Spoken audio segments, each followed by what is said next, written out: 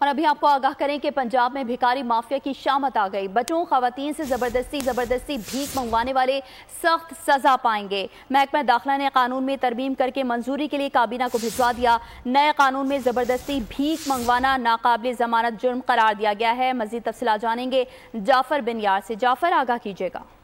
جی بالکل، یہ پنجاب کی تاریخ میں پہلی مرتبہ ہوا ہے کہ بھکاری مافیا کے خلاف قانون سازی کی گئی ہے۔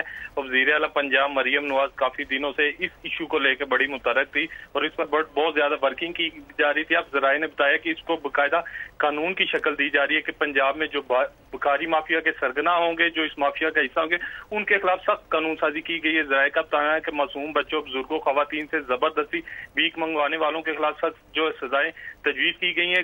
قانون میں ترمیم منظوری کے لیے کابینہ کو بھجوا دی گئی ہے۔ ذائقہ بتانا ہے کہ بھکاری مافیا کے گینگ جو لیڈر ہوں گے ان کو 10 سال قید ہوگی۔ اس کے علاوہ 10 سال کے ساتھ 20 لاکھ جرمانہ بھی ہوگا۔ اگر جرمانہ ادا نہیں کرتے تو 3 سال مزید قید ہوگی۔ بتاتا چلوں کہ جو سیکرٹری داخلہ پنجاب نور الامین مینگل، ان کی کافی ورکنگ رہی ہے اور انہوں نے قانون سازی بھی کر رہے ہیں اور ساتھ انہوں نے جیلوں میں بھی۔ ہمیں تفصیلات بتا رہے تھے، آپ کا بہت شکریہ۔